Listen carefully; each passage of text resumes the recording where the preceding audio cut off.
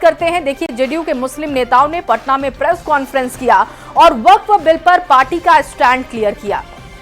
JDU के मुस्लिम चेहरों ने एक साथ प्रेस कॉन्फ्रेंस करके सीएम नीतीश के प्रति अपनी निष्ठा जाहिर की।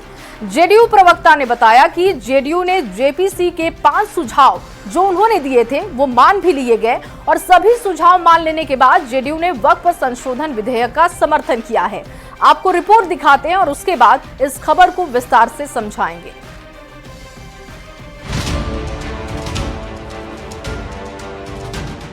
पटना के जेडीयू दफ्तर में हुई प्रेस कॉन्फ्रेंस की इन तस्वीरों को देखिए। ये हैं अंजुम आरा। अंजुम आरा जेडीयू की प्रवक्ता हैं। इनके दाहिनी ओर पूर्व सांसद अहमद अशफाक करीम हैं। उनके बगल में पूर्व सांसद कहकशां परवीन हैं।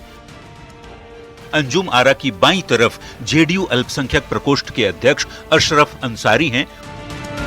उनके बगल में विधान परिषद के पूर्व उप सभापति सलीम परवेज हैं और उनके ठीक बगल में बिहार राज्य सुन्नी वक्फ बोर्ड के अध्यक्ष मोहम्मद इरशादुल्लाह बैठे हुए हैं।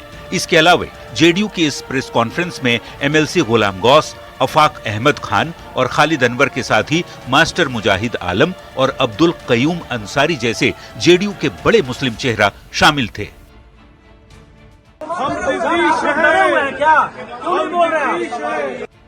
जेडीयू के मुस्लिम चेहरों ने प्रेस कॉन्फ्रेंस कर ये साफ कर दिया कि नीतीश मुस्लिमों के हितैषी हैं और ये उनके साथ हैं। किसी ने भी कोई इस्तीफा नहीं दिया। सब लोग माननीय मुख्यमंत्री श्री नीतीश कुमार जी के नेतृत्व में आस्था विश्वास व्यक्त कर रहे हैं और हम लोगों को उम्मीद है कि माननीय मुख्यमंत्री जी जो भी कार्य करते हैं इस समाज के हित के लिए किए हैं। उन्होंने बहुत सारा काम किया है। जेडीयू के मुस्लिम नेताओं ने बताया कि जेडीयू ने जेपीसी को 5 सुझाव दिए थे और सरकार के सभी सुझाव मान लेने के बाद ही जेडीयू ने वक्फ संशोधन विधेयक का समर्थन किया।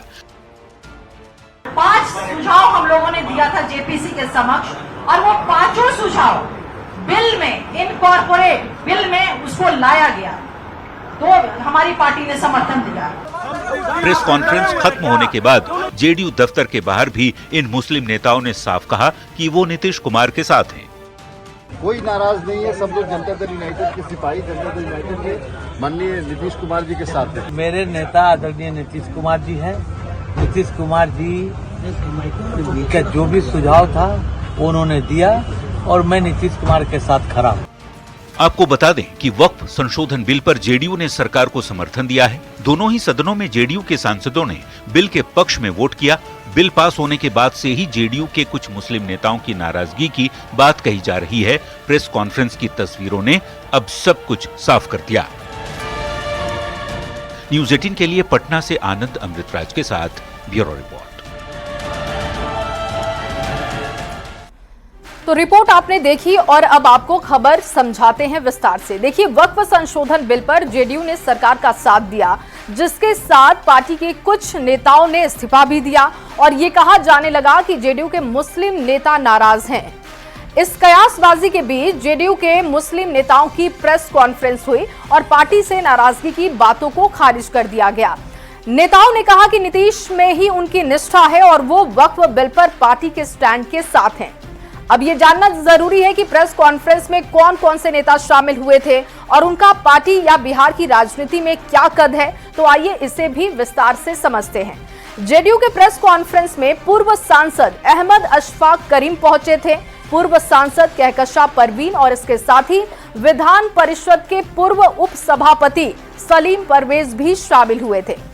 इसके अलावा 2024 में लोकसभा उम्मीदवार और पार्टी के पूर्व विधायक मास्टर मुजाहिद आलम भी पीसी में शामिल हुए थे। इसके अलावा भी जेडीयू के कुछ मुस्लिम नेता पहुंचे थे। इन 3 नेताओं के नाम भी आपको बता देते हैं। देखिए, एमएलसी गुलाम गौस पहुंचे थे पीसी में, अफाक अहमद खान वो भी पीसी में पहुंच गए थे और खालिद अनवर भी प्रेस कॉन्फ्रेंस में दिखाई दिए। बता दें कि गुलाम गौस को लेकर कई तरह की बातें हो रही थी, लेकिन उन्होंने पीसी में शामिल होकर स्थिति को साफ कर दिया कि वो नीतीश कुमार के साथ हैं, क्योंकि लगातार उनकी नाराजगी की बातें सामने आ रही थी। इसके अलावा बिहार मदरसा बोर्ड के पूर्व चेयरमैन अब्दुल कयूम अंसारी, बिहार राज्य सुन्नी वक्फ बोर्ड के अध्यक्ष मोहम्मद इरशादुल्लाह और शिया वक्फ बोर्ड के अध्यक्ष सैयद अफजल अब्बास भी पीसी में पहुंच गए थे। इसके अलावा जेडीयू प्रवक्ता अंजुम आरा वो भी दिखाई दी, जेडीयू के अल्पसंख्यक प्रकोष्ठ के प्रभारी इकबाल हैदर भी पीसी में मौजूद रहे। अब ये जानने की कोशिश भी कर लेते हैं कि हाल के दिनों में किन नेताओं ने जेडीयू से इस्तीफा दिया, क्योंकि ये चर्चा का विषय है, तो उनके नाम भी आपके सामने रख रहे हैं।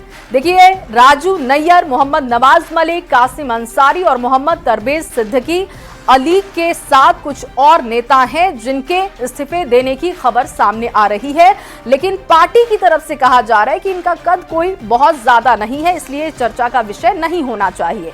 पार्टी का कहना है कि इस्तीफा देने वाले नेताओं में कोई भी बड़ा नेता नहीं है। ऐसे नेताओं को पार्टी के अंदर भी लोग नहीं जानते। जिस कयूम अंसारी को लेकर खूब बातें की जा रही हैं और चर्चा हो रही है, वो कयूम अंसारी 2020 का चुनाव जेडीयू से नहीं लड़े थे और कयूम अंसारी को 500 के करीब वोट भी मिला था। मतलब इस्तीफा देने वाले कोई बड़े नेता शामिल नहीं है। वक्फ